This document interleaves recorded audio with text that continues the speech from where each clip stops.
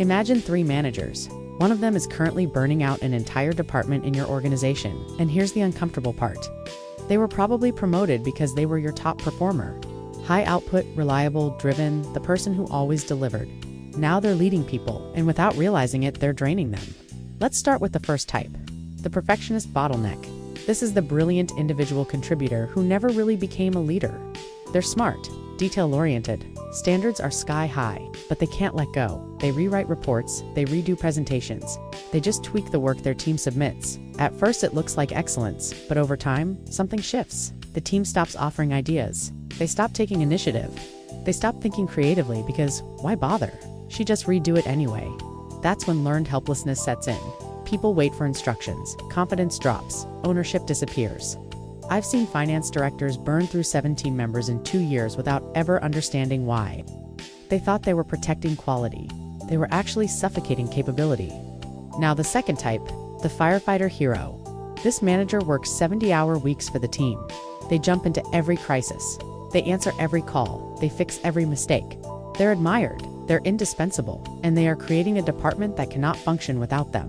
When they're on leave, everything slows down. When they're sick, performance drops. When they're away, decisions stall, because no one else has been allowed to grow.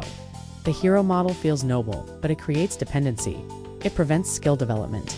It turns one person into a single point of failure. And eventually, the hero burns out. Not gradually, catastrophically, then the team, unprepared and underdeveloped, struggles to survive. Now the third type, the conflict-avoidant peacekeeper. This manager is kind, approachable, well-liked, but they avoid hard conversations. They delay performance discussions. They soften feedback. They tolerate underperformance. They tell themselves they're protecting morale. But here's what actually happens. Your best people start carrying the weight. Your stars begin doing the work of 3 people, while the underperformer remains untouched. Resentment builds quietly. High performers don't usually complain loudly. They just update their CV. I've seen teams lose 4 assistant managers in 6 months because the workload felt unfair. Not because the leader was cruel, because the leader was too comfortable with discomfort avoidance. So, let's recap.